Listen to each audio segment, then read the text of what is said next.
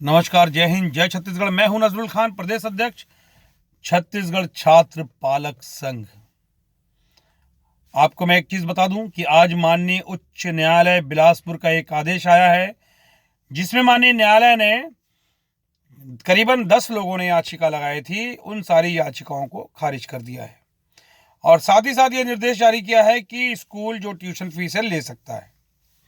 ठीक है, तो अभी भी हमारा सवाल वही का वही है। इसके पहले भी जब 90वें महीने में माननीय उच्च न्यायालय बिलासपुर के द्वारा आदेश जारी किया गया था, एक जजमेंट दिया गया था कि स्कूल ट्यूशन फीस ले सकता है।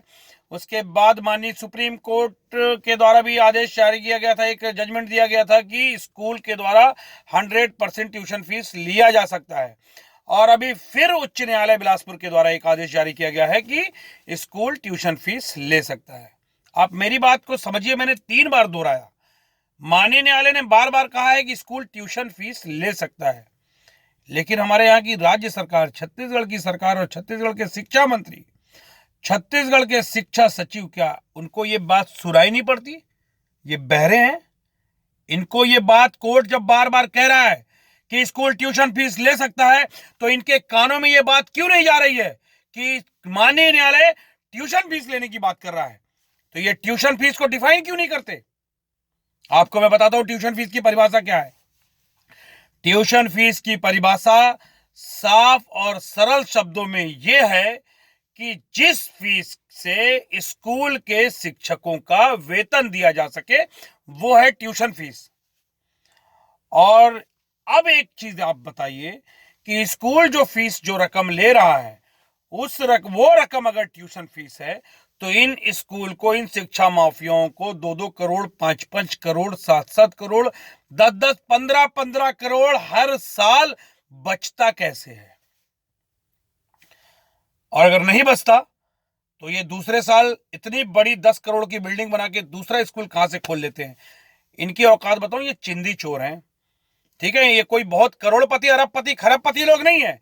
ये सरकार में बैठे हुए भ्रष्ट मंत्रियों के संरक्षण में शिक्षा को बेचकर, समझिएगा आप, शिक्षा को बेचकर, शिक्षा को धंधा बनाकर इतना पैसा कमाए हैं, इतना पैसा कमाए हैं कि उससे बड़ी बड़ी बिल्डिंगें बनाते जा रहे हैं, नए नए स्कूल खरीदते जा रहे हैं, बनाते जा रहे हैं, और नए तरीके से हमको लूट रहे हैं। किसके जरिए? मैंने बताया ना आपको, जिसको हम और आप वोट देकर पार्षद चुनते हैं, महापौर चुनते हैं, विधायक चुनते हैं, हम वोट देकर। और शोषण किसका हो रहा है? हमारा, यानी हम वोट देने वालों का। किसके जरिए हो रहा है? जिसको हम वोट दे रहे हैं। ये बात आपके समझ में क्यों नहीं आ रही है? आप यार कितने नेता भक्त हो गए हैं। आपके हाथ में जिस पार्टी का भी झंडा है, जिस नेता की जय जयकार करते हैं, उस नेता से आप पूछने की हिम्मत क्यों नहीं करते हैं कि मेरे बच्चे को कोरोना काल में स्कूल के द्वारा लूटा जा रहा है? तुम्हारे मुंह से आवाज क्यों नहीं निकली? मेरे बच्चे को कॉलेज में बिना पढ़ाए पूरा फीस वसूला जा रहा है, तुम्हारे मुंह से आवाज क्यों नहीं निकली? आपने क्यों नहीं पूछा? और दूसरी चीज, आपने नहीं पूछा, लेकिन आपने उनको चुना इसीलिए है ना कि कल के दिन अगर आपका शोषण हो कहीं पर, तो वो आवाज उठा के आपके हो रहे शोषण को रोक सके। इसीलिए चुना है हमने। तो आप ये बताइए कि आपके वार्ड के किस पार्षद ने शिक्षा माफिया का विरोध किया? आपको आपके बच्चों की कसम है, आपको आपके बच्चों की कसम है, आप ये बताइए मुझे कि आपके वार्ड के पार्षद ने गार्डन बनवा देना, ठीक है, नाली बनवा देना, ये दुनिया भर की नौटंकी कर देना, अबे ये तो तुम करोगे ही, क्योंकि तुमको इसमें कमीशन खोरी करनी है, तुमको इसमें कमीशन मिलता है। तुमने हमारे बच्चों की एजुकेशन के लिए क्या किया? खास करके कोरोना काल में जब शिक्षा माफियाओं के द्वारा स्कूल में, कॉलेज में हमको लूटा जा रहा था, तो उस समय क्या किया? और माननीय न्यायालय ने अभी फिर कहा है कि ट्यूशन फीस लेना है। तो मैं समस्त पालकों से यह बात कहना चाहता हूं कि जब तक ट्यूशन फीस परिभाषित नहीं हो जाती, जब तक राज्य सरकार इसको परिभाषित नहीं कर देती। और अगर स्कूल ये कहता है कि हम ये जो ले रहे हैं यही ट्यूशन फीस है, और राज्य सरकार बोलती है कि हाँ वो जो बोल रहे हैं ट्यूशन फीस है, तो हम तो ट्यूशन फीस देने वाले नहीं है और न देने देंगे। पालकों को विरोध करेंगे और तब तक विरोध करेंगे जब तक अपनी चुनी हुई सरकार को गिरा नहीं देते हैं, बदल नहीं देते हैं। क्योंकि बात बच्चों की है, बात बच्चों की शिक्षा की है, और बात हमारे देश के एजुकेशन सिस्टम को सुधारने की है। मैं मेरे देश के लिए जिम्मेदारी समझता हूं, आप नहीं समझते। मैंने तो किसी नेता का नाम नहीं लिया कि आप उसका विरोध करिए, मैंने किसी पार्टी का नाम नहीं लिया। मैं पहले भी सरकार के खिलाफ था, आज भी सरकार के खिलाफ हूं, और हर उस समय तक सरकार के खिलाफ रहूंगा जब तक सरकार में बैठे हुए लोग शिक्षा माफियाओं के साथ मिलकर पालकों को और छात्रों को लूटते रहेंगे। आप मुझे जेल भेज सकते हैं, बिल्कुल मैं जाने के लिए तैयार हूं, लेकिन मेरी लड़ाई बंद नहीं होगी। आप मुझे फांसी चढ़ाना चाहते हैं, उसके लिए भी मैं तैयार हूं, लेकिन मेरी आवाज बंद करके अब आप जो है फुर्सत नहीं पा सकते। क्योंकि अब कई नजरुल खान खड़े कर दिया है, इस आंदोलन ने कई नजरुल खान खड़े कर दिए हैं। पूरे प्रदेश में मुझसे भी ज्यादा तेज बोलने वाले लोग मौजूद हैं जो शिक्षा माफियाओं के खिलाफ खड़े हैं। मुझसे भी ज्यादा तेज आवाज उठाने वाले लोग खड़े हैं। मुझसे भी ज्यादा हिम्मत से ऐसे लोग खड़े हो गए हैं जो शिक्षा माफियाओं के खिलाफ आवाज उठा रहे हैं। तो आप इस आवाज को दबा नहीं पाएंगे। याद रखिए, आप शिक्षा व्यवस्था को बदल दीजिए, वरना हम आपको बदल देंगे। मैं छत्तीसगढ़ की बात करता हूं, 2.5 साल बचे हुए हैं। मैं एक एक पालक से निवेदन करूंगा, आने वाले समय में घर जाके पॉम्पलेट के माध्यम से, प्रचार के माध्यम से, सोशल मीडिया के माध्यम से, फेसबुक, व्हाट्सएप, यूट्यूब के माध्यम से, हर माध्यम से लोगों से अपील करता हूं, अभी भी करता हूं और करता रहूंगा कि अगर आपको कोरोना काल में आपके बच्चों को स्कूल जो लूट रहा है, उस लूट को रोकने के लिए आपके वार्ड के पार्षद ने, आपके महापौर ने, आपके विधायक ने, आपके मंत्री ने अगर कोई प्रयास नहीं किया, उन शिक्षा माफियाओं पर नकेल कसने की कोशिश नहीं की और नकेल कसने में आपका सहयोग नहीं किया है, तो ऐसे लोगों को आप वोट न दें।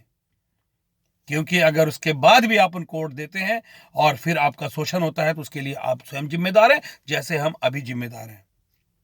मतलब मजाक हो गया है। शिक्षा संविधान में सेवा है, कानून में सेवा है, और सबसे बड़ा धंधा है। ये वो लोग हैं जो व्यापार में फेल हो चुके लोग हैं, जो कोई व्यापार नहीं कर सकते, उन्होंने शिक्षा को ही व्यापार बना दिया, और इनका सहयोग सरकार में बैठे हुए लोग करते हैं। सिर्फ चंद चवन्नी के लिए, चंद रुपयों के लिए तुम अपने देश की शिक्षा व्यवस्था को इन शिक्षा माफियाओं के हाथ में बेच दिए हो।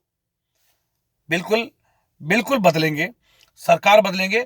और आपको मैं बता दूं कि अगली बार नगर निगम में अगर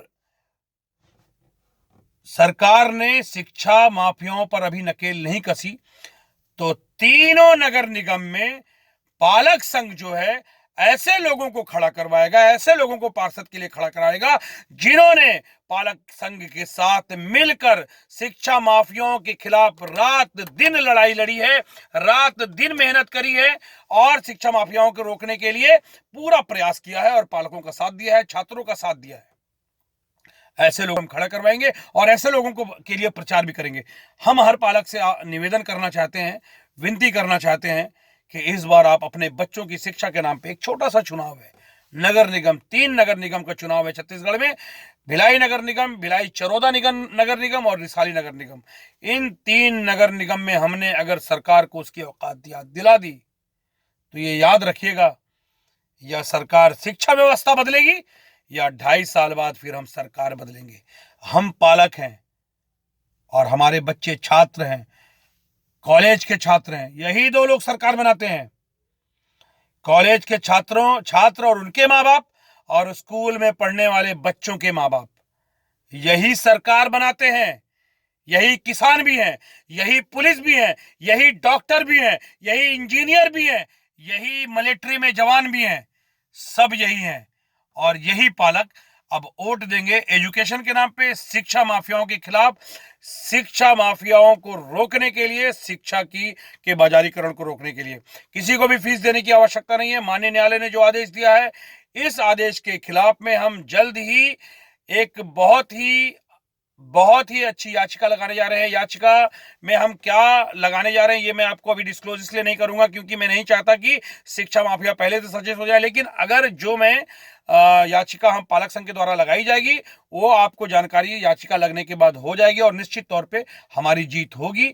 अभी भी आप फीस स्कूल को मत दें, और कोई भी बच्चे को अगर स्कूल फीस के अभाव में अगर परीक्षा में बैठने से रोकता है तो माननीय सुप्रीम कोर्ट की अवमानना का उस पर अपराध दर्ज होगा और उसे जेल भेजा जाएगा। जय हिंद, जय छत्तीसगढ़।